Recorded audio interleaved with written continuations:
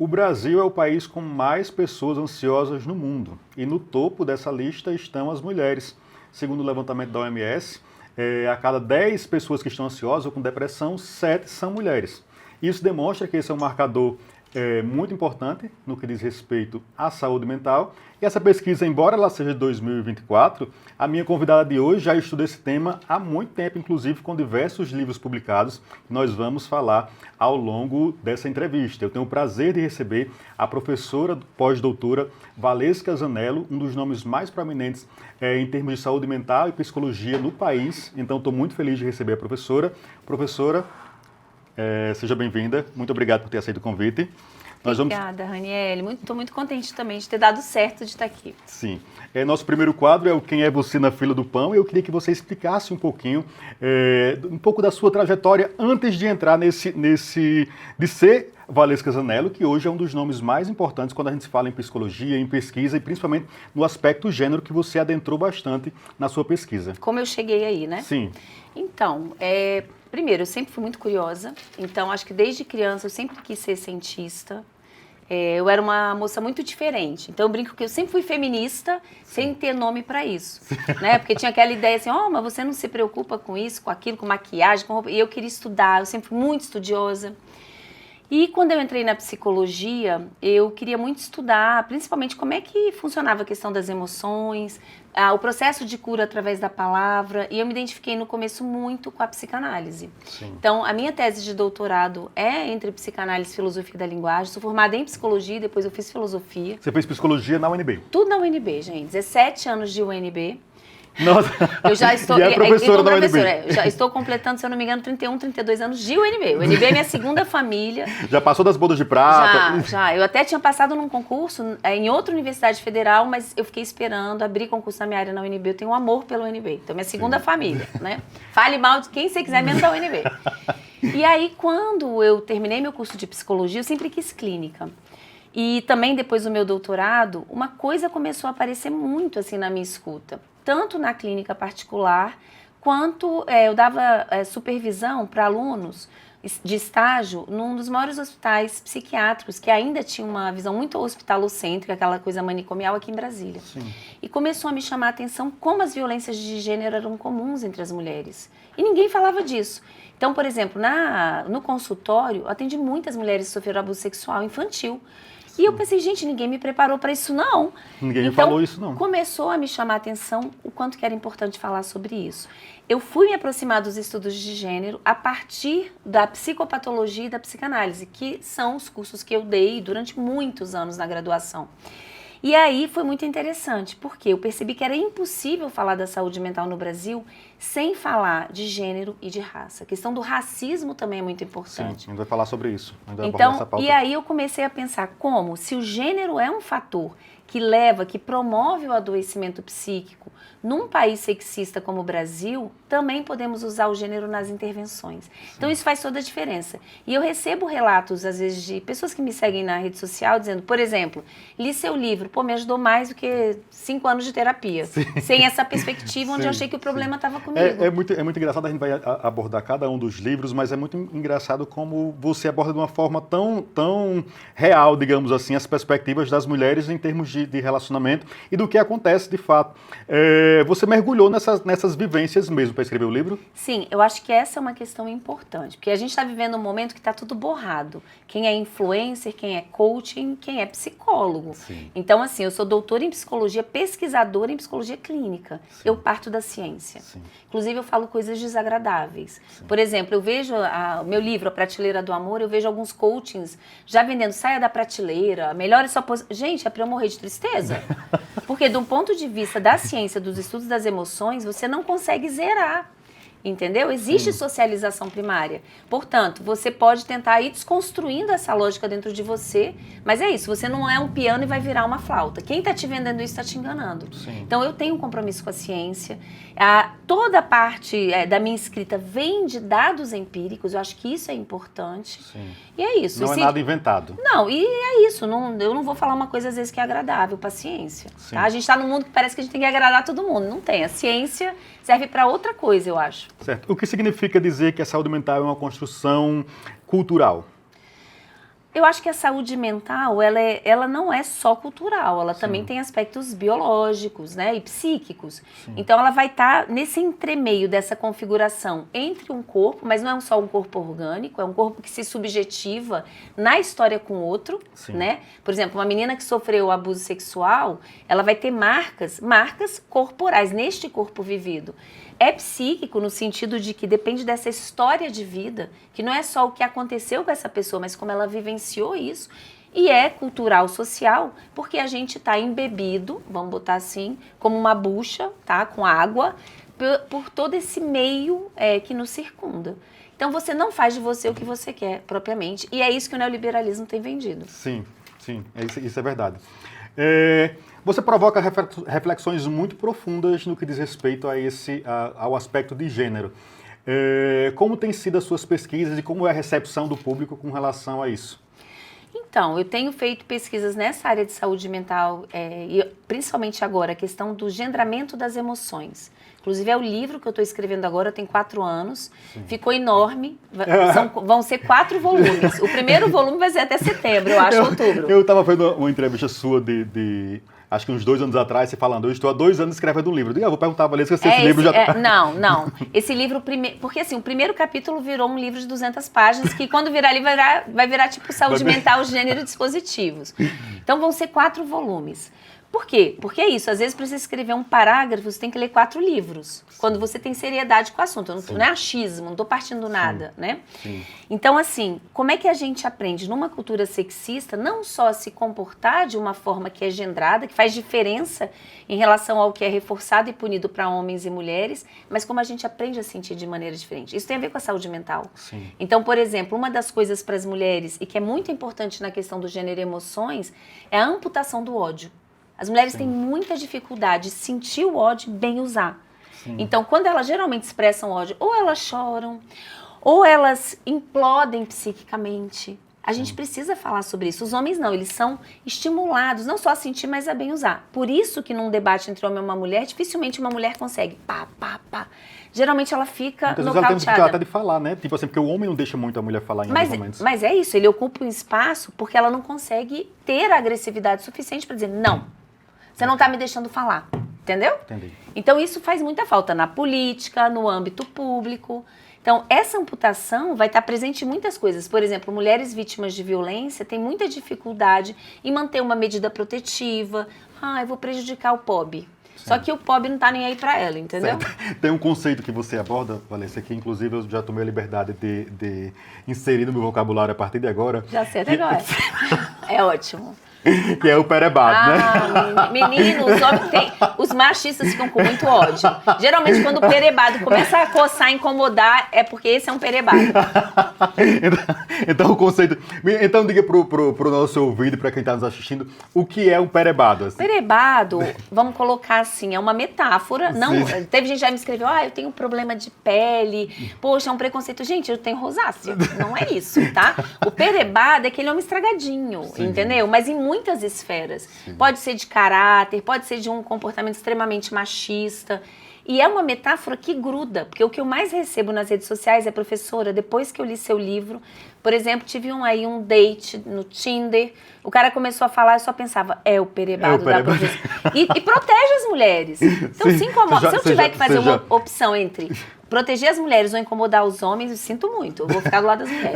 Eu vi também, eu estava vendo você falar outro dia, sobre os perebados que falam, nossa, a Paola Oliveira está gorda, a Paola Oliveira está gigantesca. Aí você vai ver... Aí você vai ver o cara, né? Tipo assim, o cara que tá falando da Paola Oliveira é incrível, né? Não, você vê, vamos colocar recentemente, né? Na história do Brasil, a gente teve aí políticos julgando a velhice, a beleza da esposa de outro político, e o cara é velho. Sim.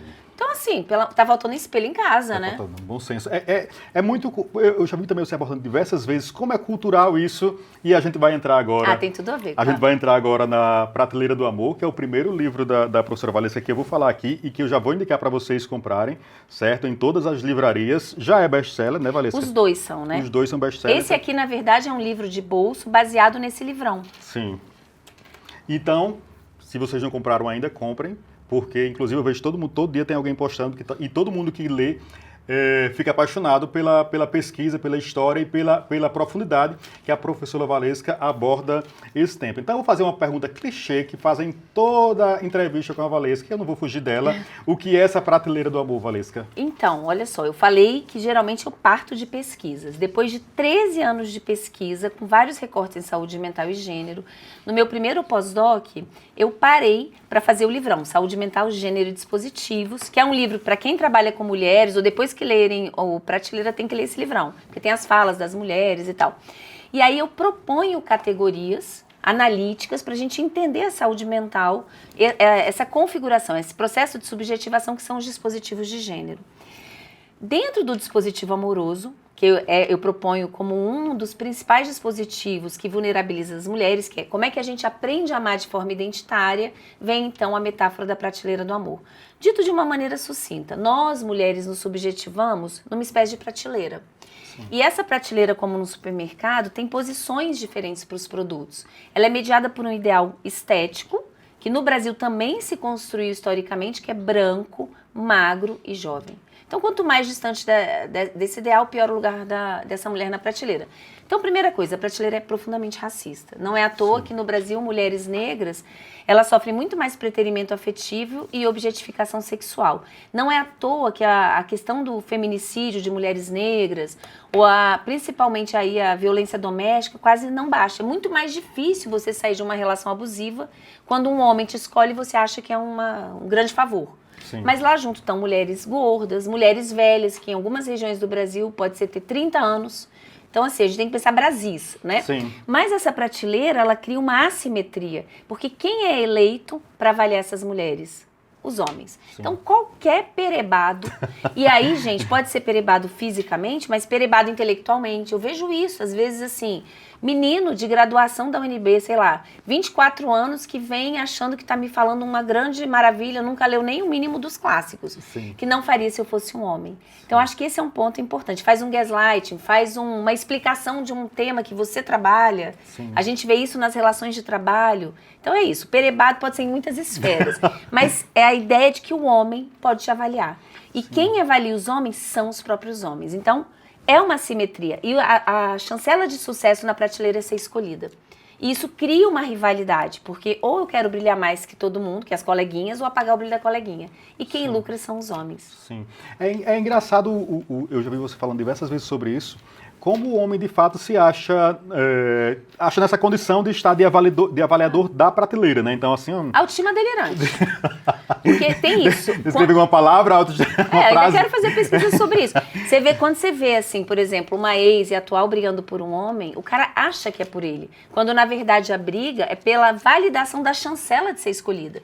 Então, você fala, gente, é isso, deve ser o Brad Pitt. E é um perebado. Mas se acha.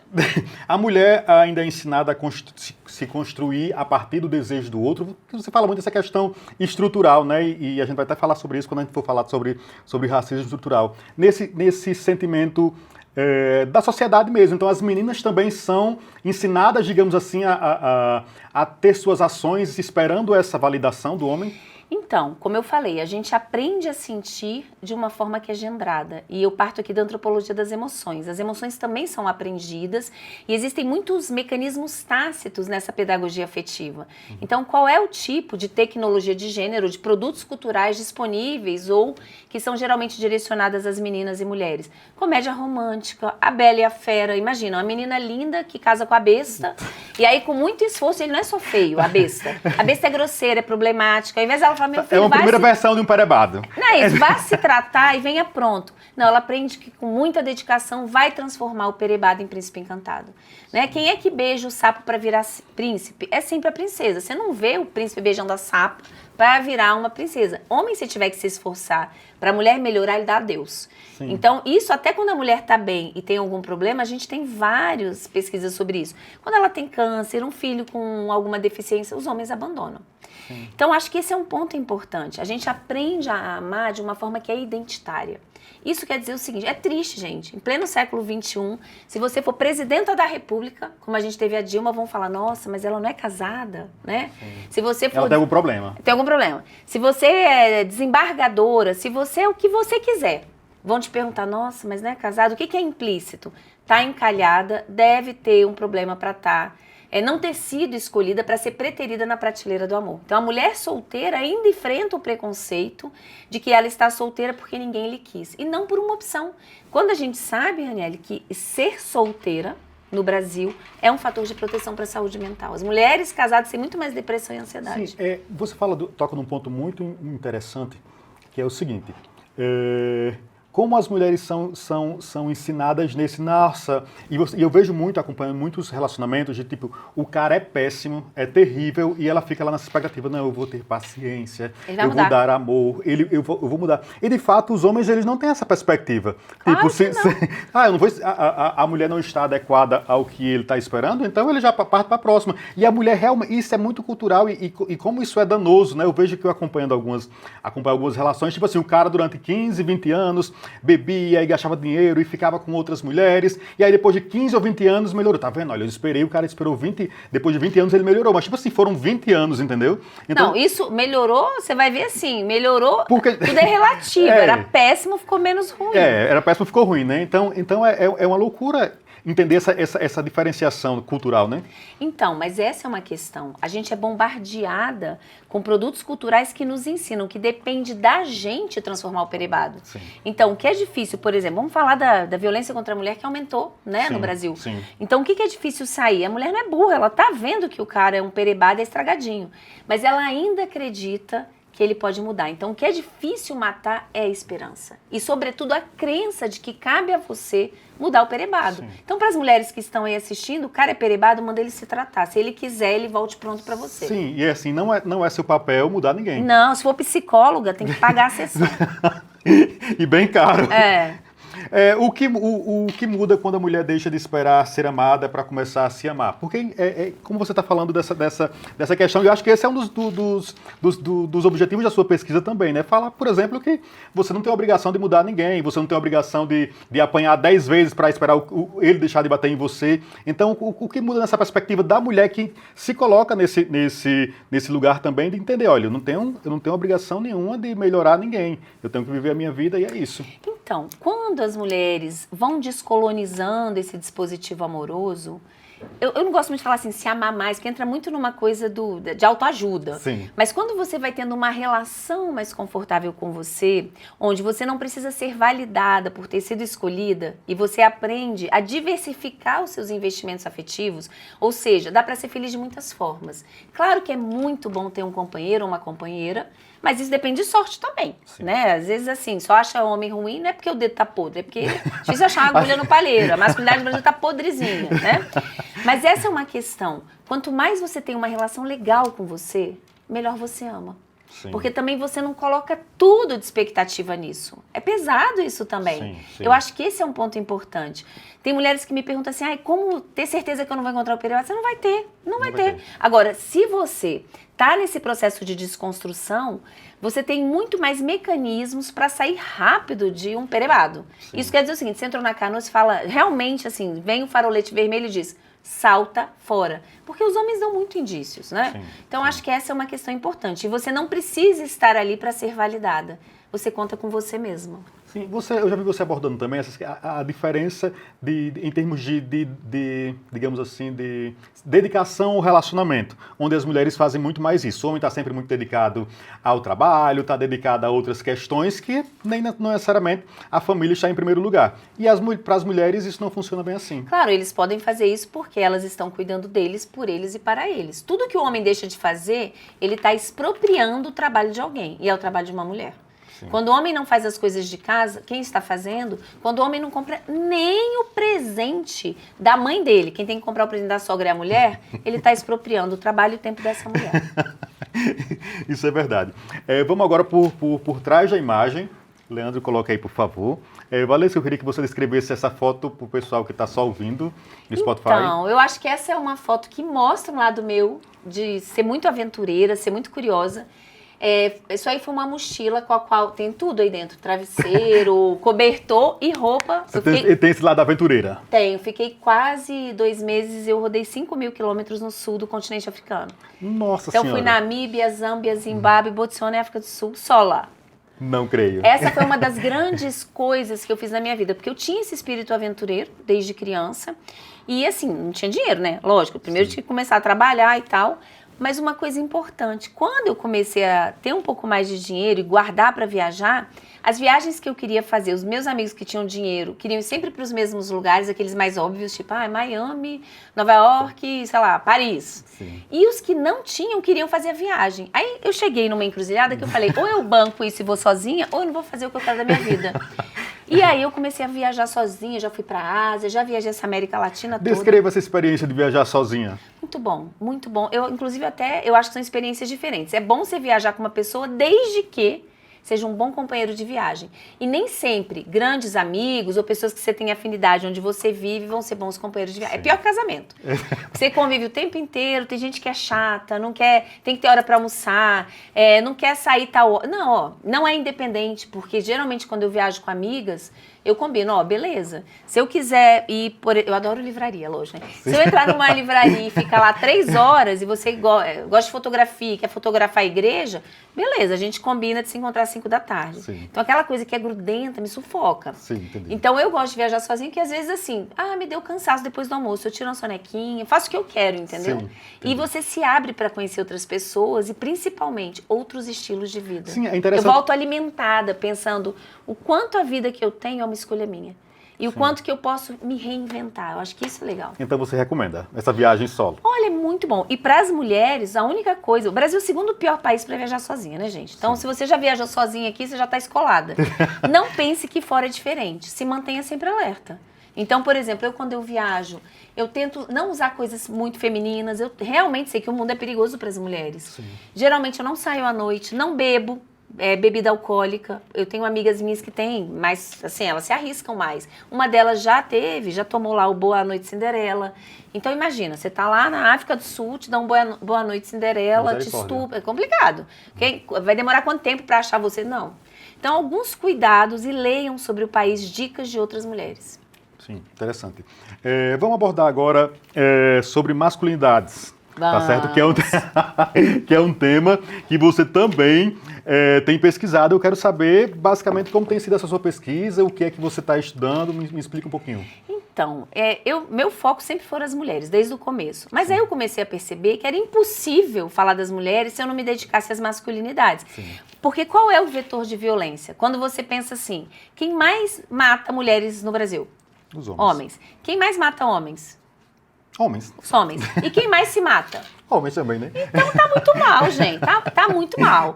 Né? Porque o vetor é o homem, né? É o homem. Porque até no suicídio, a tentativa de suicídio é maior entre as mulheres, mas o cabra, pelo machismo, escolhe as vias mais letais. Então, o suicídio bem sucedido, vamos botar assim, é masculino.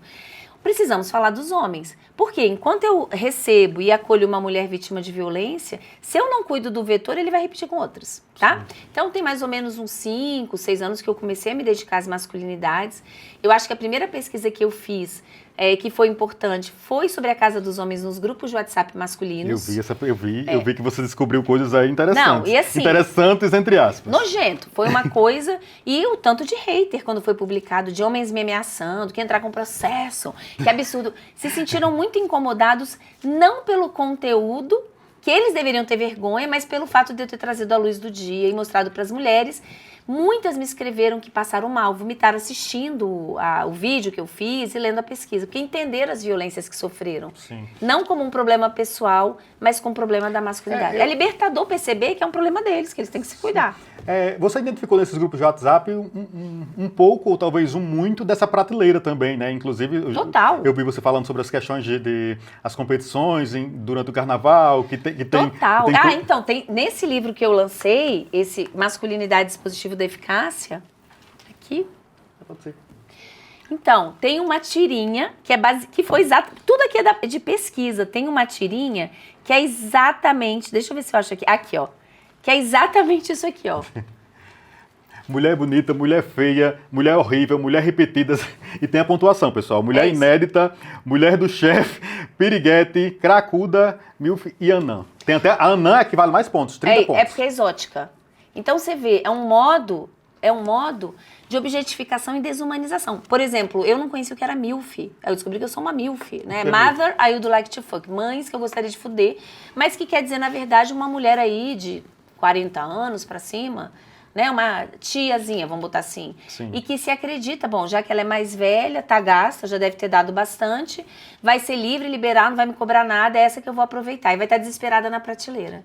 Então, assim, eu percebi nos memes uma violência enorme, sobretudo etarista, racista e gordofóbica. Mentira, como você, como mulher, mergulha nisso e de alguma forma não se afeta ou se afeta como Não me afeto. Se afeta total. Não, eu tenho raiva, né? Mas assim, o que acontece? Como eu venho da clínica, você sabe que a clínica é o lugar do segredo. Ninguém vai pra clínica e vai falar como é feliz, né? Sim. Geralmente vai pra compartilhar coisas que são difíceis, coisas que, enfim, estão enganchadas às vezes na vida sexual, fantasias, imaginário erótico. Então, eu já ouvi coisas que você nem imagina. É muito difícil eu ouvir uma coisa ou ler que me choque, tipo, oh, meu Deus. Sim. Então, assim, também não vou dizer que me chocou, que eu não esperava, tá? Sim. Mas tem coisas que eu senti raiva. É igual quando eu fiz pesquisa sobre músicas sertanejas, uma aluna... Não fala sobre essa pesquisa de música sertaneja. Ai, foi terrível. Você tá no polo da música sertaneja, viu? Aqui, Goiânia ali. Então, olha só, não é muito o gênero que eu curto, mas tudo bem. Mas no Brasil, de 10 músicas, em geral, 9 mais tocadas, 9 são do gênero sertanejo. Sim. Então, é um fenômeno popular, Sim. é uma tecnologia de gênero, e a gente foi estudar, eu e a Maria Gama, que era uma aluna minha do PIBIC, e a gente pegou as 100 músicas mais ouvidas durante um ano, durante 3 anos. Ou seja, a gente analisou 300 músicas. E pra mim, como não é uma coisa que eu curto, tinha muita música que eu nunca tinha ouvido. E aí fui assistir os vídeos, as mulheres cantando. Foi o único jeito de fazer você estudar sertanejo. Mas eu vou te dizer uma coisa, assim, é muito violento. Por quê? Porque reproduz essa ideia da escolhida. Por exemplo, tinha uma música lá que o cara termina a relação, a mulher fica contando 200 cabides. Gente, que falta do que fazer. Pelo amor de Deus, vamos cuidar da sua vida. Ou seja, ela diz, minha vida acabou. Sua vida não pode acabar por causa de uma pessoa. Tudo bem, é triste, o luto é duro, mas tem que ter outras coisas boas. Por isso que é muito perigoso você investir numa coisa só e transformar o homem como salvador da sua vida, né? Sim. Ninguém pode salvar ninguém. Então, assim, a gente também comparou quando era cantado por um homem e uma mulher. Agora, esse é um ponto importante. Existe também uma exploração do dispositivo amoroso em termos de comércio de marketing. Então, por exemplo, a gente vê coachings vendendo essa coisa, sai da prateleira, melhore o seu valor. Mas a música sertaneja, os homens exploram o dispositivo amoroso. O que eles cantam? Porque eu ia pro bar até te conhecer, agora eu vou pra sorveteria. Pô, que homem brega, gente. Ele não toma cerveja no bar com essa mulher. Saí do... Eu não quero tomar sorvete, não. Eu quero tomar uma cerveja também. Eu era o homem do bar, agora virei homem de família. Coisa careta. Então, assim, existe essa ideia, vamos colocar, explorando de que ele se transformou, que ela é escolhida. Eu vou pra balada, eu fico com todas, mas nenhuma boca é igual a sua. Então, sempre explorando essa ideia, isso, mulheres, prestem atenção, de que você é escolhida, de que você é especial, você é diferente da prateleira. Ele tá ficando com uma mulher, mas está pensando em você. Pô, se ele tá ficando com outra mulher pensando em você, sai fora desse homem. Mas a música sertaneja explora isso. E você vê as mulheres, que eu fui ver, né, os vídeos e tal no YouTube, cantando, você vê assim, com coração, sonhando em estar naquela posição. É muito complicado. Eu gostava, a Marília Mendonça no final começou a cantar diferente. Sim. Inclusive, assim que ela começou, que eu ouvi as músicas, tinha muito essa coisa assim, eu queria saber se você gosta, transa com ela como transa comigo. Sim. Eu mandei um e-mail para ela, né, nas redes sociais, uma mensagem falando, Marília, você é maravilhosa. Por que você não canta uma música nova assim, sei que você tem outra, chamei a outra pro bar e a gente te mandou se danar, entendeu? Faz uma música assim. E ela, no final da vida, ela estava fazendo músicas pegada, assim. E esse ano eu dei muitas palestras em Goiânia, eu sempre dizia, gente, faz chegar na Marília Mendonça, alguém deve conhecer, nem que seja o padeiro da mãe da Marília Mendonça. E a galera de Goiânia, professora, não sei o que aconteceu, mas deu certo. Eu acho que ela estaria fazendo músicas bem diferentes. Sim, muito nessa perspectiva, né? Eu queria falar um pouquinho sobre essa questão do afeto na construção da masculinidade, como funciona isso? Qual a diferença entre como as relações, o homem manifesta o afeto e a mulher manifesta o afeto? Não, eu acho que primeiro, como aprendem a sentir de formas diferentes. Sim. Então, qual é o pilar básico da masculinidade? É demonstrar e sentir repúdio e repulsa pelas coisas femininas relacionadas às mulheres. Tá? O nome disso é misoginia. Sim. Só que ela se manifesta de formas muito diferentes. Então, às vezes se manifesta de uma forma direta, tipo o discurso de ódio de grupos neonazistas, mas a forma mais comum, a meu ver, no Brasil é a objetificação sexual. Aquele homem que diz assim, ah não, eu sou a favor do Dia das Mulheres, que eu amo as mulheres. Isso não é amor, isso é objetificação sexual. E mesmo, isso é importante, isso vai mediar o tornar-se homem em geral, mesmo em grupos masculinos subalternizados. Eu estudei, por exemplo, o mundo gay. O mundo gay é profundamente misógino.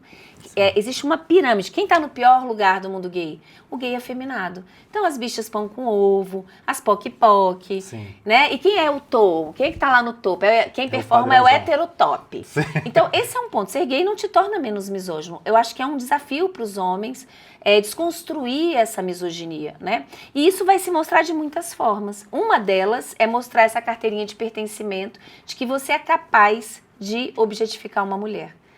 Então, assim, mesmo nesses grupos de WhatsApp, quando o homem não falava nada, o pessoal começava a zoar. Ah, vou postar aqui, tinha muita foto de pedaços de mulheres, de bunda, de peito, da vagina. Ah, vou postar uma coisa aqui que o fulaninho não vai curtir. Entendeu? Então, assim, ele é zoado por não demonstrar isso aí. Às vezes ele tá achando ridículo, mas ele não se manifestou. Mesmo quando havia uma carga de racismo muito grande, mesmo homens negros se mantiveram em silêncio. Sim. Então, assim, parabéns pela consciência negra, somos favoráveis. Era só pedaço de bunda, de peito, de mulheres negras. Certo. Um negócio horroroso. E aí os homens negros não faziam pacto pela racialidade com essas mulheres, certo. Entendeu? Você tocou na pauta dos homens negros, vamos falar um pouquinho sobre a questão do racismo estrutural. Eu vi você falando algumas vezes que o racismo ele é aprendido e ele tem que ser desaprendido. Me explica um pouquinho sobre esse conceito do racismo aprendido. Então, esse é um ponto importante. Eu acho que a gente tem que pensar primeiro como é que se configurou historicamente essa nossa cultura. Então, o gênero foi principalmente, e o racismo, eles surgem num determinado momento muito de mãos dadas. É a história do capitalismo, sobretudo aí a partir do século XVIII. Então, o gênero vai se manifestar ainda de uma maneira binária, essa é uma construção cultural, mas que promove efeitos reais nas pessoas. E o racismo também vem nessa ideia de uma transformação da diferença em desigualdade. Por quê? Qual é a explicação para que pessoas negras sejam vistas como inferiores, e mulheres também, a partir de especificidades físicas? Isso vem, se a gente for pegar a Revolução Francesa, eu conto, meu próximo livro é só sobre isso, tem toda a genealogia. Então, como é que essas diferenças foram traduzidas em desigualdade? Então, pessoas negras, existem cartas que falam, por exemplo, do Padre Vieira, que você racializar, que você escravizar as pessoas era uma forma de dar chance delas evoluírem. Então, tem coisas absurdas, é muito violento. E das mulheres pelo fato de gestar. Então, a capacidade de gestar como algo que coloca as mulheres mais perto da natureza e, portanto, menos civilizadas, deveriam cuidar do âmbito privado, da casa. E as interseccionalidades. Eu acho que esse é um ponto importante que vai vulnerabilizar no nosso país, sobretudo as mulheres negras. É impossível ter nascido no Brasil e não ser racista. Eu acho que esse é um ponto importante e não ser sexista. O desafio é para todos nós, tá? De formas diferentes. A diferença é que uns estão abertos para se repensar. Então, minha dica aí para quem está nos assistindo, quando uma pessoa negra falar, você está sendo racista, para pensar. E quando uma mulher te falar, você está sendo sexista, para pensar. Ao invés de dizer, não, justificar. Por quê? Porque é um trabalho cotidiano. Não existe assim um fora do racismo e do sexismo. Existem gradações menores. É aquilo que eu te falei. Você não entra um piano, sai uma flauta. Sim. Né? Você acha que a gente teve uma evolução em termos de sociedade, e aqui mais especificamente no Brasil, de desconstrução desse racismo, que a gente tem visto continuamos a ver muitas manifestações, e às vezes até muito descaradas, digamos assim, de racismo e de comportamentos racistas. Nós estamos evoluindo ou retrocedendo nesse aspecto? Não, eu acho que o movimento negro é uma potência e uma força muito importante. Até a criminalização do racismo, acho que foi uma conquista. Sim. Mas é isso, mudanças estruturais levam tempo. Então é a mesma coisa com o sexismo. Quando você pega um homem que bate numa mulher, né? É muito mais difícil você deseducar dessa aprendizagem nefasta da misoginia do que você começar cedo na escola. Questão racial também. Por isso que eu acho que a gente precisa muito investimento nas políticas públicas voltadas para a educação. E começar muito cedo. e ter um pouco menos de ansiedade neoliberal de resultados muito rápidos, porque vai demorar. Então, eu sou uma pessimista, ou uma pessimista otimista, ou uma otimista realista, não sei como dizer isso. Se eu não fosse otimista, também não seria professora. Mas eu não acho que eu vou ver isso, essa mudança que eu gostaria na minha vida. Sim. Eu tenho 50 anos, então assim, hoje eu uso como um ideal um provérbio africano que diz o seguinte: o que é sabedoria? É quando você planta uma semente sabendo que você nunca vai deitar na copa daquela árvore. Sim. Eu acho que eu não verei, mas eu gostaria de deixar o mundo um pouco melhor para quem está vindo. Certo, só falando, acho que fica ainda no seu tema, mas você falou um pouco sobre a importância dessas políticas públicas, né? E eu vejo, como de fato eu também sou fruto dessa política pública, por exemplo, o que você acha das políticas de cotas, das políticas sociais que inserem as pessoas negras, considerando que o Brasil... Super importante, super importante. E é isso, mas não basta isso. Sim. Por exemplo, eu acho que a gente esqueceu questões muito importantes que ficaram ainda mais evidentes durante a pandemia. Sim. Mais de 50% da população tem esgoto. E quando você vai ver, quem é que não tem esgoto? Quem é que sofre esse tipo de violência estrutural e que, infelizmente, está naturalizado? A política está esquecendo de falar disso. Certo. Quem é que mais morreu? Quem é que mais estava em trabalho informal? Então, veja, é importante, mas a gente tem que pensar uma abordagem que seja em múltiplas camadas. Sim. A educação é uma delas. Não deixar a criança sair da escola, o adolescente, chegar numa faculdade, muito importante. Né? As cotas, eu acho que trouxeram uma mobilidade que a gente está vendo o resultado. Então, acho que isso é fundamental. Mas pensar também em contra-tecnologias de gênero. E esse é um tema que eu tenho, e racial, que eu tenho me dedicado nos últimos anos. Uma das coisas que a gente desenvolveu foi esse baralho, para trabalhar a questão do sexismo nas escolas. Chama-se Emancipação Jogando contra o Machismo. Que interessante. É um jogo sério, é tipo imagem e ação, baseado nos livros, nos dispositivos. Foi feito em parceria com a professora Elígia Feitosa, lá da UFSC. Então, foram 2 anos e meio de trabalho. E validado em escolas públicas de 5 estados brasileiros. Interessante. Então, assim, é muito, muito legal. Os adolescentes, para adolescentes a partir de 14, 15 anos, mas também para adultos. Certo, ele está disponível para venda também. Ele está. Esse livro, tanto da masculinidade dispositiva da eficácia, quanto o baralho, dá para pedir através do e-mail livrosvalescazanello, Zanello com Z e 2 L's, @gmail.com, tá? Mas assim, aí os demais estão disponíveis nas plataformas... Isso, na Amazon, né? Sim. Mas esses vocês podem pedir, eu mando pelo correio. E assim, o baralho, ele é muito dinâmico. Então, os adolescentes, eles se engancham nas situações, brigam. E a gente percebe que as meninas andaram muito mais, porque, claro, quem está numa posição inferior está se lascando, quer mudar aquela desgraça. Mas os meninos, muitas vezes, sentem como uma perda de prestígio e privilégio. E é muito legal esse embate, porque promove o letramento de gênero. Interessante. Valesca, nós tivemos algumas notícias, você também acompanha aqui, até no seu trabalho de pesquisadora, nós tivemos recentemente a notícia sobre um rapaz, podemos dizer assim, inclusive servidor público federal, que estava gravando diversas mulheres em banheiros, isso com mais de 7 anos de gravações. E isso entra no tema da sua pesquisa porque mostra como as mulheres estão vulneráveis, inclusive em espaços comuns, como na UNB, onde você trabalha, em festas espalhadas aqui por Brasília, inclusive a própria namorada dele e pessoas do ciclo muito próximo. Isso está dentro da sua pesquisa também, né? Total. As mulheres estão, vamos colocar assim, em perigo, tanto no espaço público quanto no espaço privado, porque os casos de feminicídio são parceiros e ex-parceiros e muitos acontecem dentro de casa. Não tem um lugar seguro pra gente. Mas eu vi, eu não conheço essa pessoa, mas eu vi num jornal dizendo que ele alegou que era viciado em pornografia. Sim. E aí, esse é um tema que eu queria falar sobre as masculinidades. Eu acabei de escrever um artigo com um ex-aluno meu, o Henrique Dávila, sobre consumo de pornografia no Brasil. E é um tema espinhoso, porque muitas vezes tem sido dito o seguinte: se você é crítica à pornografia, então você é careta, você tá ali com a Damares, sabe? Sim. E não tem nada a ver. Sim. A questão é, do ponto de vista científico, já existem pesquisas que mostram que o efeito da pornografia no cérebro é ativar o sistema de recompensa. Então, primeiro, pornografia vicia mesmo, tá? Não é mito. Não é mito, é igual uma bebida. Você toma um golinho de cerveja, você fica bebinho. Aí amanhã você precisa tomar 2, 3, você tomar um engradado de cerveja para chegar no mesmo, vamos assim, grau, né, alcoólico, de ficar meio tonto. A questão é, a pornografia, cada vez mais você precisa consumir conteúdos que são mais violentos. Inclusive a ponto de erogenizar situações de estupro, de uma mulher que por exemplo, penetrada por 7 pênis no cu, na vagina, é meio complicado. Sim. Então você aprende um tipo de sexualidade, pode até existir alguém que curta isso, mas vai ser uma minoria da minoria. A chance de ser violenta é muito grande. E aí é muito importante dizer que hoje a principal tecnologia de gênero voltada para o público masculino é a pornografia.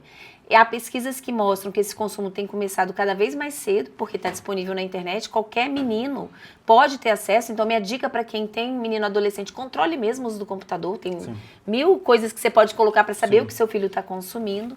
E isso tem efeitos deletérios, não só na relação com as mulheres, mas com a própria sexualidade.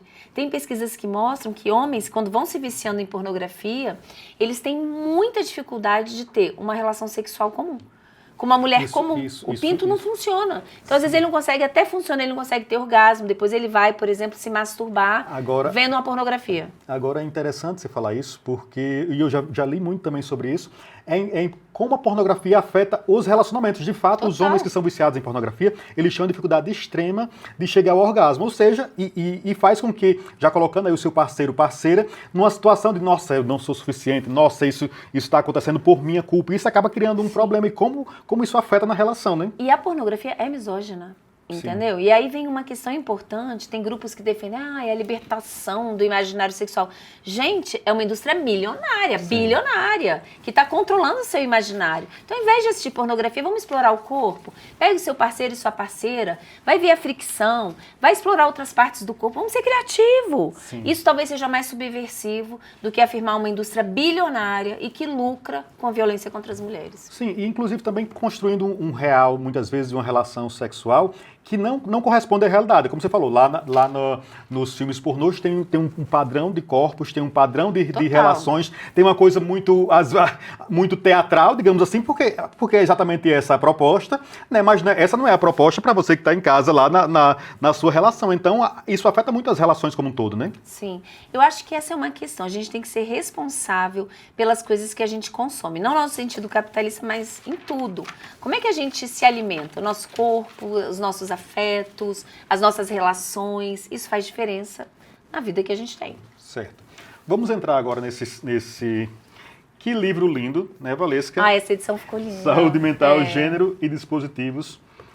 Vamos falar um pouquinho sobre isso. Esse aqui... Você sabe a história da capa? Não, da capa não. Aliás, do quadro da sua avó. Que, inclusive ela faleceu tem um mês. Nossa, a minha avó viveu 102 anos, quase completou 103. E assim, nossa, essa capa é uma história interessante. Posso contar? Pode sim. É uma história interessante e comum às mulheres. Esse é um quadro que pertenceu ao meu avô, ele comprou numa viagem de trabalho e meus avós tiveram 9 filhos. Então ficava na parede, no lugar onde eles faziam as refeições.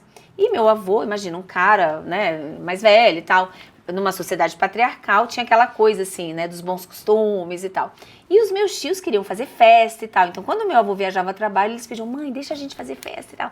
Aí ela, beleza, mas ninguém pode saber, seu pai não pode nem imaginar. Então, quando ele viajava, era festinha mesmo. Não sei se você lembra, antigamente tinha aqueles globos de festa com ouro. Era era tipo uma discoteca em casa. É isso. Então, assim, era altas festas. E aí tiraram esse quadro e colocaram no canto, só que tinha um prego. E o quadro furou. E aí, no outro dia, na hora de arrumar a casa, minha avó falou, lascou, porque minha avó amava esse quadro. E aí ela pensou, gente, eu vou ter que dar um jeito. Ela virou e botou um esparadrapo, mas aí ficou um buraco branco. Sim. E minha avó tinha múltiplas habilidades. Ela pintava bem, ela pintou, gente, essa araucária aqui, ó. Que não tem nada a ver com a geografia local. Mas ficou bonito. Ficou bonito. Não é uma araucária. Se você não falasse, ninguém ia perceber. E aí meu avô passou o resto da vida, ele sentava e falava, Maria, mas que estranho, mulher. Esse quadro só tinha uma árvore. Minha avó, você tá doido, meu filho? Sempre foram 2 árvores. Então morria de rir. Eu não sei, até o final da vida ele não falou se ele sabia ou não. Ele fingiu... Mas minha avó é cheia dessas histórias. Então eu começo contando essa história, mostrando como as mulheres tiveram que desenvolver estratégias de sobrevivência numa sociedade patriarcal. Qual que era o objetivo? Não causar mal-estar no meu avô. né? Sim. E aí eu uso isso como metáfora. Talvez tenha chegado o tempo de não ter que tapar o buraco dos homens. Sim. Tem que deixar eles se haverem com mal-estar. Isso faz parte do crescimento. Sim. O que são esses dispositivos de subjetivação? Então, são redes de, vamos colocar assim, de saberes de poder de que promovem um certo modo de se tornar sujeito, que é cultural. Então, assim, você se tornar membro de uma cultura faz muita diferença da onde você está. Isso nas emoções também. Vou dar um exemplo para ficar mais claro, não muito teórico para quem está assistindo. Quem já foi para outro país, foi morar, foi, sei lá, ficar um tempo, você percebe como você é um peixe fora d'água. Você está numa reunião, ou até está numa situação de paquera. Aí a pessoa fala uma coisa e você ri. Aí a pessoa fica... Aí você não poderia ter rido. Ou você chega e toca na pessoa, a pessoa fica dura. Então, assim... Existem não só comportamentos, mas aquilo que é esperado você sentir, porque o que é a emoção? É a incorporação dessas regras sociais, Sim. tá? Se, por exemplo, eu estivesse aqui conversando e aparecesse um rasgo aqui perto do meu seio, eu ia ter vergonha. Você talvez não tivesse vergonha, Sim. porque para uma mulher aparecer uma parte do seio, a gente tem uma coisa do pudor, que quem se torna homem não é subjetivado da mesma forma. Sim. Deu para entender? Deu para entender. Então, assim, eu acho que esse é um ponto importante. Como é que existem estruturas sociais tácitas que te ensinam como se comportar e como sentir. E numa sociedade sexista, que ainda é binarista, faz diferença. Você já está respondendo basicamente a minha segunda pergunta nesse tema, que é por que a cultura da imagem é tão nociva à saúde mental, especialmente às mulheres? Então, não, aí eu acho que tem uma outra coisa. A gente teve, historicamente, uma transformação muito grande entre a realidade virtual e analógica. Então, veja, até, vamos botar assim, século passado, como é que era a representação da realidade? A pintura. Então, a gente vai ter aí o realismo, né? Você contratava um pintor mega caro para fazer uma boa retratação. Quando surge a fotografia não a fotografia com máquina, né, digital, Sim. Então há uma libertação da arte. A arte não precisa mais retratar nada, ela perdeu essa função e trouxe um monte de coisa interessante para a arte. Depois vem a fotografia digital, onde não só eu consigo retratar, mas eu consigo inventar. Sim. Então eu tiro uma foto minha e fico, sei lá, princesa de Mônaco, maravilhosa. Sim. Aí eu posto uma foto no Instagram que não sou eu. Então veja, a gente teve uma inversão onde existia a representação e a realidade e agora a gente está tendo uma inversão. No sentido de que antes a representação tentava chegar na realidade, agora a realidade deve correr atrás da representação. Sim, então aquela menina posta, faz lá o Photoshop, aí com uma cintura que ela não tem, um peitão que ela não tem. Pode ver que geralmente é incentivado as mulheres postarem foto, nunca é assim. E aqui mostrando o peito. Mostrando o colo aqui. E o medo quando ela vai para a vida real, porque ela não é aquela pessoa. Sim. E as dietas que ela vai se submeter. Então isso traz um sofrimento para autoaceitação muito grande. Muitos países, inclusive, já têm criado uma legislação para quando você usa um filtro. Você tem uma pele que você nunca vai ter, porque não é uma pele humana aquilo ali, Sim. É um veludo. Não é. E você tem que colocar o uso do filtro, porque não é só o impacto em quem usa, é impacto em quem vê. Então você pega uma adolescente e fala, meu Deus, nunca vou ter uma pele dessa. Olha, tem espinha, tem uma mancha. Ou, meu Deus, nunca vou ter essa cintura, que é um negócio assim, você tem que quebrar até a costela. Tá entendendo? Mas tem um impacto também em quem faz, né? Como você falou, por exemplo. Eu coloquei uma foto com a cintura que eu não tenho. Sim. Coloquei uma foto com a pele que eu não tenho. Eu não vou querer sair de casa, porque se alguém vai ver que aquilo dali não é real. Exatamente. Então existe Ou você não vai controlar, que você vai sair, se você é uma influencer, vão tirar uma foto sua e você não é aquela pessoa, né? Com uma bunda que tem celulite, porque é normal mulher ter celulite. Sim. Não então, é nada fora da curva, não. Uma dica para as mulheres, gente, quem tá na desconstrução, poste a foto mais real possível. Porque já é ali, ó, já tá fazendo uma seleção dos perebados. Eu acho que você já tá entrando aqui na nossa outra pergunta. Existe empoderamento real na performance digital? Eu acho que seria isso, né? Você falou, poste a foto. Primeiro, eu tenho muita preguiça da palavra empoderamento. É uma palavra que dificilmente vocês vão me ver usar. Por quê? Para mim, todo empoderamento é colonizado. Em que sentido? Houve uma cooptação do movimento feminista pelo neoliberalismo. O que é vendido como empoderamento? Vou cuidar de mim, fazer skincare? Pô, cuidar de você é muito mais do que isso. Um dia de folga você ainda vai gastar com alguma coisa assim? Sim. Né? É você, por exemplo, postar foto mostrando o corpo. Aí você poderia dizer, caretice. Não, mas vocês estão vendo homem fazendo isso, gente. Mostrar a bunda seria libertador se eu começar a ver bunda peluda, bunda com furúnculo, bunda negativa, bunda caída, bunda com pelanca. Homem mostrando a bunda. Se não está acontecendo, eu desconfio. Se é só um tipo de bunda que é mostrado, então você está totalmente dentro do sistema. O que é o empoderamento? O empoderamento, sempre pensando que é colonizado, é você melhorar a sua posição num jogo cujas regras você não escolheu. Então vai ficar melhor na prateleira. Sim. Gente, eu sou a favor, olha o nome do baralho, da emancipação. Vamos bombardear essa prateleira. Sim, é o que você está falando a favor dessa emancipação. Então você é a favor, digamos assim, que se faça mais consciente do que se está fazendo, digamos assim. Sim, mas isso é muito importante. Por exemplo, eu vejo influências que se dizem feministas, aí gravam um monte de podcast, sei lá o que, fazendo maquiagem. Complicado. Eu sou contra o sistema, não contra as mulheres. Sim. Então, nós somos subjetivadas de uma forma no dispositivo amoroso, onde ser bonita é identitário. E afeta a nossa autoestima. Beleza, não tem como desconstruir isso totalmente. Não vai ter. Mas daí você fazer propaganda, eu já recebi propaganda para fazer propaganda de shampoo. Eu posso até usar aquele shampoo, mas eu vou propagar algo que é uma tecnologia de gênero? Não vou. Já recebi propostas, às vezes em podcast, de grandes empresas de produtos de beleza. Muito obrigado. Eu acho que isso é vender alma ao diabo. Sim, você não vai vender. Não, lógico que não. Vamos agora para o verdade ou mentira. Eu vou dizer algumas coisas e você vai me dizer se isso é verdade ou mentira. Vixe. Vamos lá. Amor próprio é o oposto de amar alguém. Não, claro que não. Eu acho que quanto mais aquilo que eu falei, com toda a limitação do vocabulário, mas quanto mais você desenvolve uma relação bacana com você, mais você ama melhor. Certo. A mulher independente é menos amada. Não acho. Eu acho que, pelo contrário, tem uma seleção dos menos perebados. Porque um homem, para te bancar, vai ter que estar muito bem com ele mesmo também. Tem que correr atrás. Toda mulher já fingiu não estar magoada para não parecer fraca. Eu acho que as mulheres fingem que não estão magoadas para não causar um mal-estar no parceiro. Que vem com aquela ideia de que cabe a gente fazer a gestão emocional da relação. Mas se paga um preço alto. Então, para as mulheres, mostrem o mal-estar. Sim. Os homens são mais simples emocionalmente? Não, mas são mais limitados porque não são demandados a se desenvolverem afetivamente. Então, homens, por favor, melhorem, né? Vai todo mundo pra terapia, quem puder, porque é um serviço que vocês fazem pra gente. Ser bonita é mais importante que ser feliz.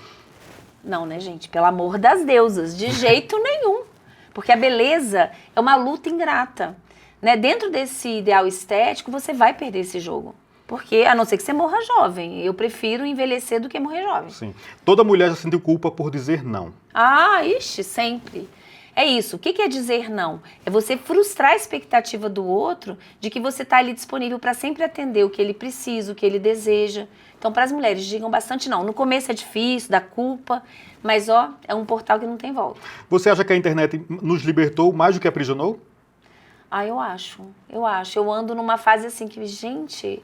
Assim, por exemplo, inteligência artificial. Nunca se teve tanta inteligência artificial e tanta gente burra. Sim. As pessoas estão deixando de pensar. Eu fico meio assustada. Sim. Eu sinto falta um pouco do mundo analógico. Eu acho que a gente conseguia ter mais tempo para as relações, estar presente, ou estar em presença no presente. Certo. Só é possível amar quando está bem consigo mesma? Eu acho que sim. Bem amar, né? Uhum. Porque, enfim, aí vai depender muito do que você está chamando de amor. Mas eu acho que é uma qualidade de amor diferente. Tanto no respeito com o parceiro, de não botar todas as expectativas nesse parceiro, quanto principalmente na sua liberdade de julgar o tempo inteiro se essa relação está valendo a pena. Certo. E ter chance de saltar fora se não estiver bom para você. Essa daqui agora você vai dar um pulo. O corpo da mulher é um projeto público. Não, né, gente? Mas... calma, eu acho que o corpo da mulher, ele é socialmente entendido como um projeto público, porque todo mundo dá palpite, né, o tempo inteiro assim, nossa, você tá magra, nossa, você tá gorda, nossa, você engordou da gravidez, seu marido vai te largar, mas eu acho que o corpo é privado e a gente tem que ter essa reprivatização. E é um trabalho coletivo, não é uma resposta individual. É um trabalho que você tem feito bastante, né? Sim, eu acho que essa consciência de habitar o próprio corpo e de perceber que o corpo não é só um objeto a ser avaliado pelo olhar do outro na prateleira, mas é um corpo capaz de dar muito prazer e de muitas formas, não só sexual. Nadando, fazendo esporte, tomando um sol. Gente, um solzinho no final da tarde, nesse friozinho aqui em Brasília. Tem tanta coisa bacana, aprenda a se agradar. Certo. A última, amor de verdade, não existe sofrimento. Não, gente, aí não, pelo amor de Deus, que amor é esse? Olha, a gente vive no neoliberalismo numa negação de tudo que é negativo. Parece que a gente pode fazer uma escolha onde as coisas que nos interpelam de uma maneira desagradável, a gente pode se livrar. Não, isso é impossível. Então, por exemplo, sempre vai ter desconforto, porque o amor sempre tem uma renegociação constante. Porque a gente se transforma, o outro também. Sim. Então, para as mulheres, você faz uma terapia, o maridão ou o namorado não se transformou. É uma música, você mudou o passo, se ele não mudar, vai acabar. Sim. Então, é um desafio. Aí ele vai fazer, aí ele também muda e é um desafio para você. Então, eu acho que um amor verdadeiro é mostrar uma abertura, uma disponibilidade para renegociação constante, onde você não seja apagada. Certo, perfeito. Agora vamos para a pergunta do ouvinte. Quando eu falei que a professora Valesca estariam aqui, foi uma loucura no Instagram, né? Porque todo mundo é muito fã dela, todo mundo... E foram muitas perguntas, inclusive eu tive que fazer uma triagem, que geralmente eu coloco 3 ou 4 perguntas, eu trouxe 6 perguntas dos ouvintes para a Valesca. Vamos lá. Primeira, Leandro. Professora, como desconstruir o medo de ficar sozinha? Então, eu acho que a primeira coisa é aprender a diversificar esse investimento afetivo. Porque o fato de não ter uma relação heterossexual não quer dizer que você vai ficar sozinha, né? Inclusive, por exemplo, eu tenho projetos de envelhecimento com amigas, né? E tendo parceiro ou não tendo, é possível a gente fazer um condomínio. Então, assim, invista na relação com outras mulheres, com amigas. Eu criei, inclusive lá no Instagram, quem quiser pode olhar, rola lá o meu mural, mas tem lá o Tinder das amigas. Então, são grupos de mulheres, aqui em Brasília é grande, e que, por exemplo, saem juntas para ir para festa, saem juntas para fazer escalada, andar de bicicleta. Então, diminuir a expectativa de encontrar alguém te faz ter mais recurso para você poder diferenciar um perebado e não entrar em qualquer furada. No começo é difícil, mas acredite, é possível. Agora, tenha uma expectativa realista com você. Não é uma coisa que vai ser assim, li o livro, estou outra. Não, gente. Isso, quem te promete isso está te mentindo, tá? Então, é um processo contínuo, longo, mas que vale a pena. Certo. Próxima pergunta, Leandro. Como falar de saúde mental com alguém que não reconhece que precisa de ajuda? É difícil, gente, porque assim, você pode jogar uma escada, mas a pessoa sobe se ela quiser. Tem alguns recursos. Por exemplo, às vezes me perguntam assim, minha mãe tem uma relação abusiva, né? Meu pai é abusivo e tal. Uma das dicas que eu já dei, pega o livro e esquece no banheiro de casa. Sim. Porque na hora que a pessoa vai fazer necessidade, ela vai ler. Então, vai pensando em recursos indiretos, manda um vídeo. Achei legal esse vídeo. Porque uma hora ela vai reagindo, vamos colocar assim. Mas não desista dos outros, não. Tá. Próxima. Amor pode virar dependência, como identificar isso? Olha, dentro do dispositivo amoroso é total dependência. Porque pensa, se eu preciso ser chancelada como escolhida, né? Eu só me sinto desejável se tem alguém me desejando, é a chance total, gente. Qualquer perebado tem oportunidade. Então, acho que a primeira coisa é reconhecer o funcionamento desse dispositivo em você. Leia o livro da prateleira. Já vai te ajudar a identificar muitas coisas. Sim. Próximo, Leandro. Como cuidar da saúde mental sendo mulher, mãe, trabalhadora e ainda ter que ser forte? Por isso que eu falei aqui no comecinho do nosso bate-papo. O Brasil é um dos países que mais tem gente ansiosa, mais tem gente com depressão. Não por acaso, o grande número dessas pessoas que estão com depressão e ansiosas são mulheres. Acho que essa pergunta é autoexplicativa, né? Sim, mas eu acho o seguinte, gente, isso não é uma resposta individual, tem que ser coletiva. Tem coletivos de mães que já estão se organizando, por exemplo, para dividir o trabalho desse cuidado, que fica hiperconcentrado nas mulheres mães. Então, assim, por exemplo, uma delas fica com os filhos em certo horário para as mulheres terem algum horário livre. E, sobretudo, a gente tem que exigir políticas públicas. A gente tem poucas políticas públicas específicas para as mulheres, sobretudo para as mulheres mães, que são super negligenciadas no nosso país. O direito à creche é uma delas. A creche, exatamente. É um absurdo. Creche não é só direito da criança. É direito das mães. Não é à toa, saiu até uma pesquisa que nunca se teve uma taxa de natalidade tão baixa. Eu mesma não sou mãe, gente. As mulheres vão percebendo que é uma cilada. Não, mas e cada vez mais no meu ciclo próximo também, inclusive, as pessoas não querem mais ser mãe, não querem mais ser pai, porque sabe que, tipo assim, que você não tem uma infraestrutura que da sociedade, do poder público, que consiga ajudar, digamos assim, a creche, talvez o... Mas pai tem mais. Pai, porque, gente, pai até eu queria ser, né? Enfim, basta você gozar ali, tá bom. Resolveu... Nem responsabilidade financeira os cabra têm. Então, assim, pra quem é mulher, pense muito se quer ser mãe. Só se for um projeto seu, aí tem. Sim, como cuidar da saúde mental? Olha, então, eu acho que é buscando esses coletivos, tentando principalmente construir redes de apoio, porque isso faz toda a diferença na saúde mental das mulheres mães. Inclusive para compartilhar o mal-estar na maternidade, o arrependimento de ser mãe, porque isso é comum. Mas, infelizmente, tem pouco espaço social para a gente falar dessa paleta de vivências emocionais da maternidade. A única maternidade que é retratada é a mãe Doriana. E essa imagem é falsa. Próxima. Essa foi uma pergunta que eu recebi lá no Instagram também, acho que foi um vídeo do Leandro Carnal, que ele fala o seguinte: a maioria dos homens heterossexuais são homoafetivas. E esse ouvinte lá queria que você opinasse sobre isso. É verdade, eu falo disso, inclusive no livro da prateleira, são homossociáveis e homoafetivos. Isso quer dizer que na nossa cultura, então, os homens aprendem a amar muitas coisas, as mulheres aprendem a amar os homens, e os homens aprendem a amar e admirar homens. E a desejar sexualmente, objetificar sexualmente mulheres. Raramente um homem admira uma mulher. Certo. Próxima pergunta.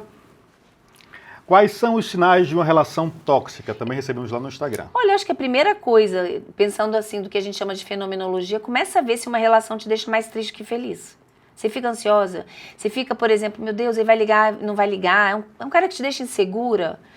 Ah, professora, mas como eu vou saber se é um problema dele ou seu? Não interessa, né? O que interessa é o que você está vivendo. Não tá bom, gente, não fica.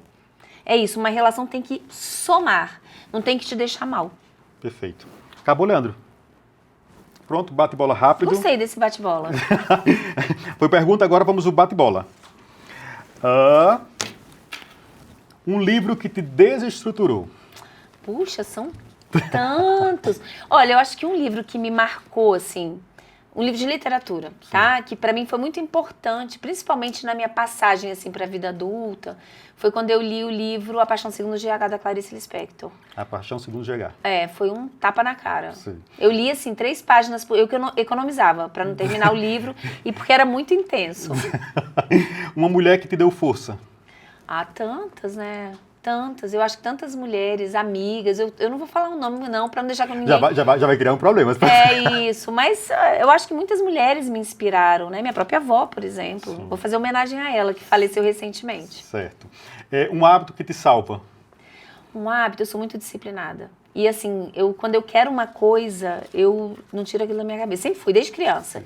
Então, por exemplo, para escrever esse livrão aqui, eu tirei 1 ano, né, de licença pós-doutorado, eu fiquei uma média de 15 horas por dia trabalhando de domingo a domingo. Nossa Senhora. Foi puxado, eu acabei assim, eu estava bem cansada. Um filme que explica o mundo. Pô, nenhum, gente. Você pode fazer, mas... Nenhum filme explica o mundo. Eu acho que os filmes, eles trazem recortes, como se fossem, assim, fotografias de perspectivas diferentes do mundo. Certo. Um vício que você combate em si mesma. Açúcar, gente. Eu comecei falando aqui. Tem 10 dias que eu tô sem tomar café com açúcar. Você tem alguma restrição com a sua alimentação?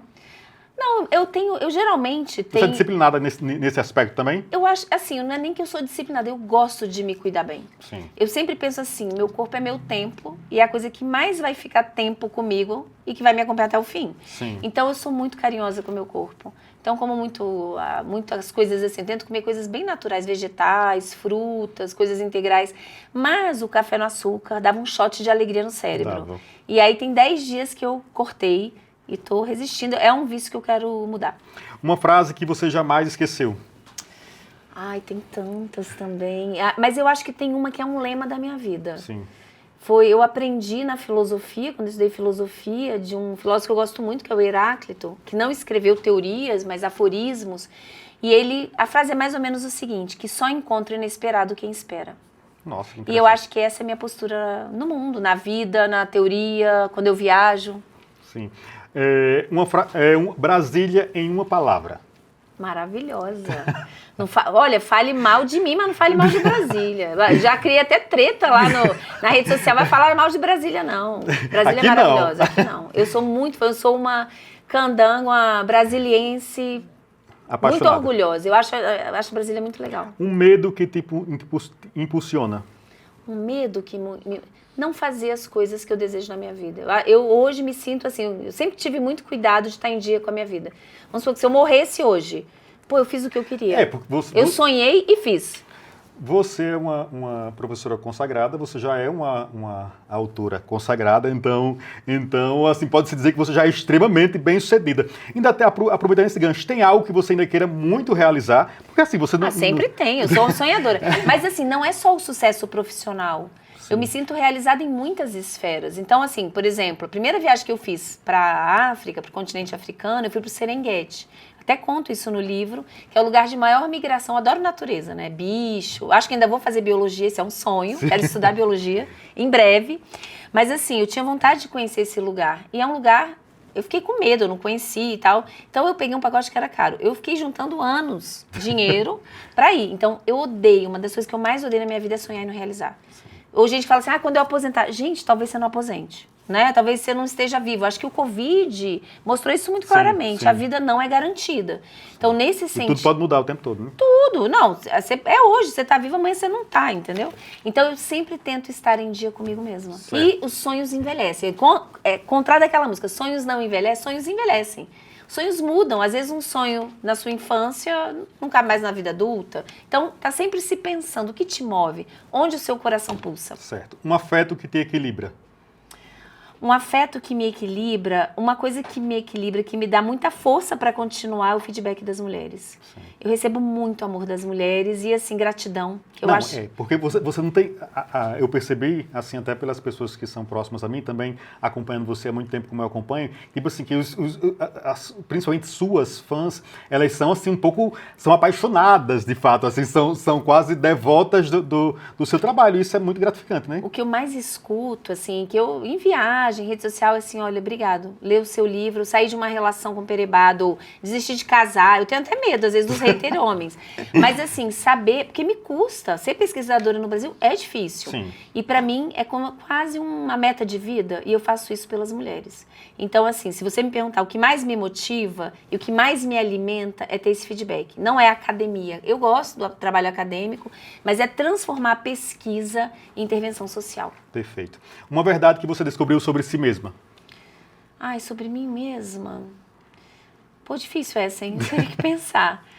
Uma verdade, eu acho que principalmente... eu acho que essa é uma verdade. Eu acho que eu atravessei a menopausa recentemente. Como corpo importa. Sim. O corpo faz muita diferença. E para as mulheres aí que estão atravessando ou já atravessaram, e as que vão atravessar, porque se fala muito pouco disso, e eu estou fazendo pesquisa sobre isso, vocês verão. Como é importante a gente ter visibilidade para o nosso corpo. Foi muito pouco estudado na ciência. E o quanto que a gente precisa ter mais espaço para compartilhar as nossas experiências. Perfeito. Tem mais alguma coisa, algum tema que você não tem abordado, que você gostaria de abordar? Nossa, eu acho que eu falei tudo, gente. Sim. Então, Valesca, eu queria dizer que esse podcast é um sonho meu que eu venho acalentando assim há muitos anos, desde o sonho de criança. Hoje, das gravações, eu estava muito ansioso, porque você é uma convidada espetacular. Então, estou muito feliz, muito grato por você ter aceito o convite e, assim, milhões de obrigados. Meu público também está muito ansioso por esses vídeos, que eu acho que nós vamos até dividir em 2 episódios, porque ficou grande aqui, excelente por ter você aqui. Então, muitíssimo obrigado por ter vindo, muitíssimo obrigado pela sua entrega e eu estou muito feliz de ter tido você aqui, tá bom? E agora, para finalizar, eu vou abrir chama-se Venda Seu Peixe, e você tem muito peixe. você tem muito peixe aqui para vender. Deixa eu pegar isso aqui também, ó. Dá para ver aí, gente? Leiam os livros. São fruto de muito trabalho, de pesquisa, de um grupo também grande. Eu oriento mestrandos e doutorandos na UNB e já pesquiso então esse tema há mais ou menos 20 anos. Comecem pelo Prateleira do Amor, que é um livro de bolso, acessível. E depois, principalmente mulheres, leiam o livro Saúde Mental, Gênero e Dispositivos. Esse livro, primeiro, é baseado nesse grandão, mas tem as falas das mulheres, então acho que vale a pena aprofundar. E também tem esse livro que dá para pedir pelo e-mail, né? livrosvalescazanello@gmail.com, que é um livro todo em tirinhas, então estou traduzindo o dispositivo da eficácia, o dispositivo amoroso, o dispositivo materno, em tirinhas e textos que conversam com a pessoa que está lendo. Esse livro é indicado para os homens, mas também para as mulheres. Vocês vão identificar várias situações de machismo que são naturalizadas e que vocês não percebem o machismo. E por fim, o baralho, muito legal para jogar com adolescentes a partir de 14, 15 anos, mas também entre adultos. Então, para as mulheres, joguem com as amigas, vocês vão relembrar cenas escabrosas aí, provavelmente, da vida de vocês. É isso, obrigado. Foi um prazer. Meu Instagram é @Zanello, Valesca Zanello com Z e 2 L's e Valesca com V e K. Professora, foi um prazer, obrigado, querido. Obrigada, viu? Muito obrigado.